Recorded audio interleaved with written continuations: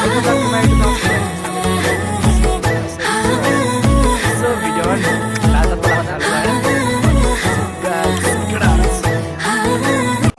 welcome to Jen's vlog तपाईहरुलाई स्वागत छ अर्को नयाँ भिडियोमा अनि सबैजनालाई ह्यापी न्यू इयर ढुङ्गाले झरो अन्त है किनभने के साह्रो बिस्तारै हिँड्यो अनि गराउँदै एक्चुअली गराइदिनु म भिडियो गरिदिन्छु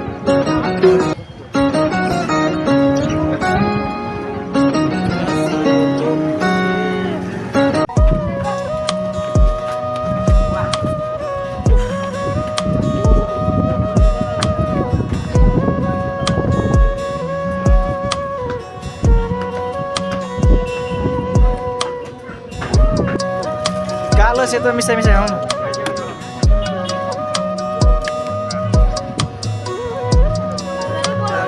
गयो कहाँ गयो दादा बोक्दिन्छु पहिले त बोक्ने बोक बोक भिडियो नमार बोक्ने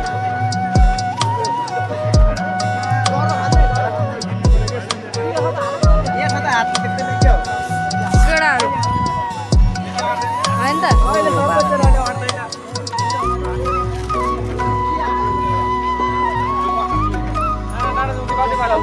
कता हो बाटै बाटो कि डाँडै डाँडा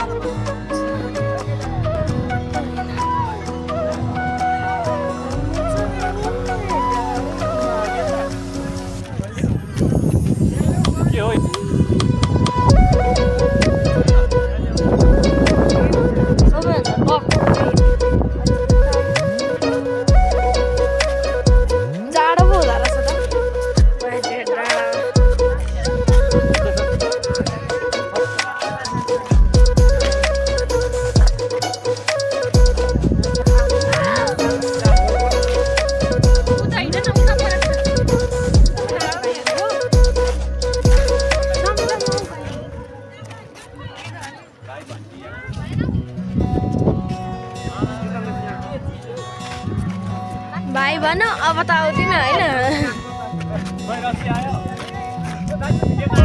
किन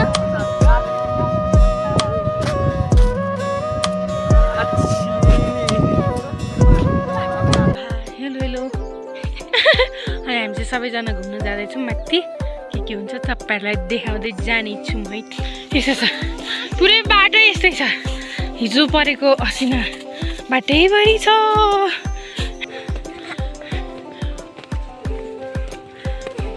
पिङ्कु चिन्छ के हो बाटो देख्छ कि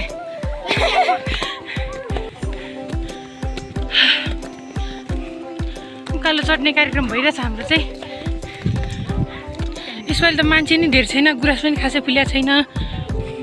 कस्तो भइरहेछ त तपाईँले जाडो गाडीमा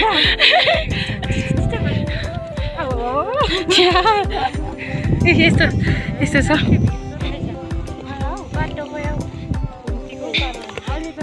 त पाठी भाडा फाइनली कति वर्षपछि हामी लगभग 4-5 वर्ष पछाडि हैन दुईजनै के भन्छ सो गाइस हैन रै पनि अब यसो रहर थियो बनाउने बनाइहाले राम रै पनि हैन खाने विमलले चाहिँ के हेरेको नि यता उता हेर हाम्रो साइलीलाई चाहिँ के भन्छ फाइनली गाइस एउटा केटा खोजिदिनु पर्यो खोजिदेऊ त मेरा सब्सक्राइबरहरूले चक्कसँग चाहियो हैन अनि फेरि के अरे सागरिन खासमा साइनले बजार गुराँसको रक्सी रहेछ भनेर मात्रै आएको हो मेरो गुराँस रक्सीको लागि फेरि साइली फेरि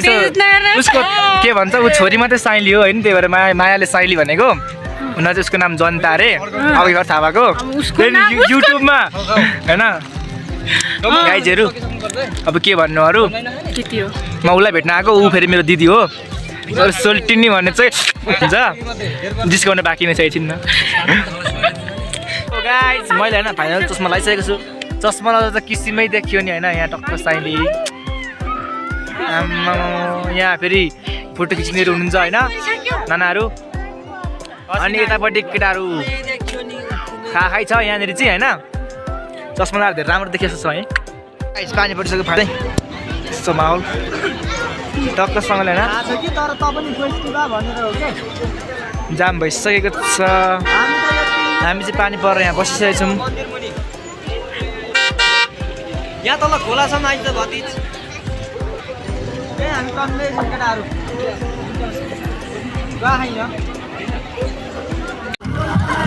अब चाहिँ फोटो खिच्नु पर्ने जस्तो भयो गाइस तर कोही हुँदैन होइन तर हिउँ परे जस्तै साँच्चै हेर्नु है म भित्रै आएँ त हौ मसिना गाइस हेर्नु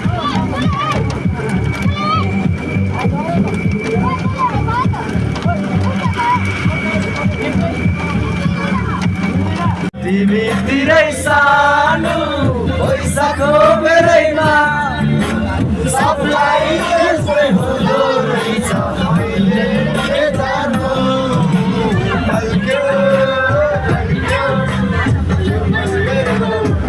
तिमीतिरै सानो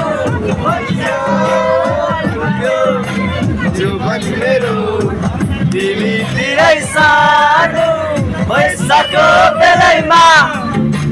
सबलाई यस्तै हुँदो रहेछ मैले